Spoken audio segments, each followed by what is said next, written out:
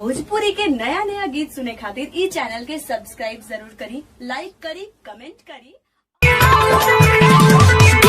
चंदन राजा रामबन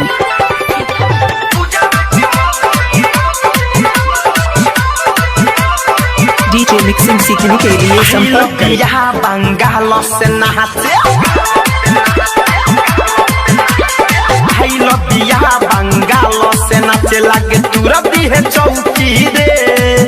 अरे आई बिया बंगाल से नाचे लगे तुरंती है चौकी रे।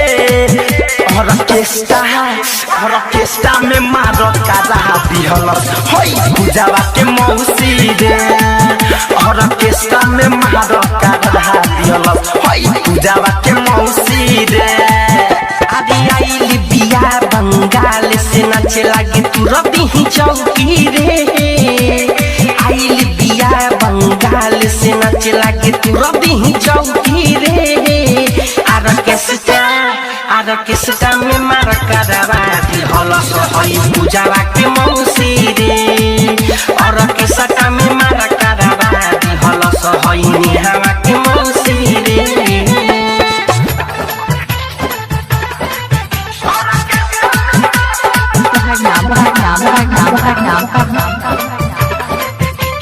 चंदन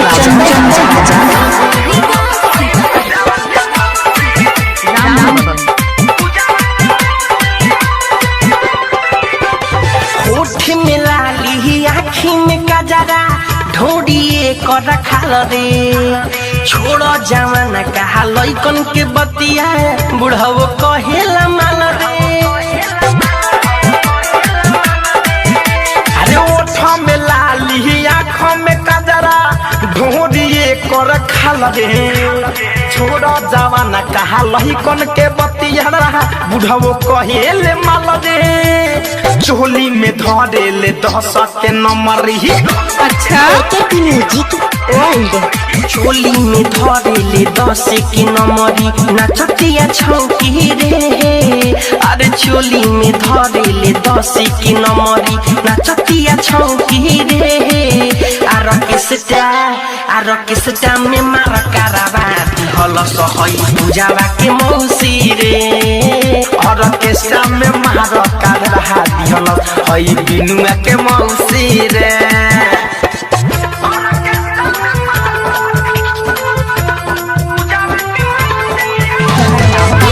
चंदन राजा डीजे मिक्सिंग सीखने के लिए संपर्क करें।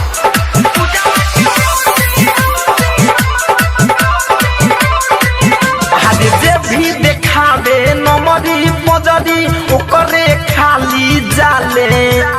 तारा बेशरम भइल बिया नाही तनक बुझाले।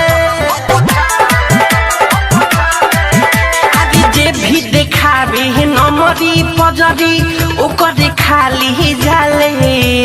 बारा बेशरम भइल बिया नाही तनिक होला जाले। राइटर दिनेश संग धीरज दीवाना किया दे आदित्य दिनेश संग धीरज दीवाना धनंजय देखे छौकी रे। अरे डीजे महेश संग धीरज दीवाना मिठू मार्शल देखी छौकी रे। ऑर्केस्ट्रा में मार करा दिहल होई भतीजावा के मौसी रे।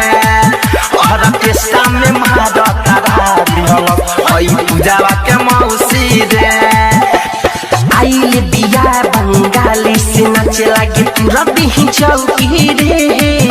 अरे आइल बिया बंगाल से नाचे लगे तुरंती ही चौकी रे।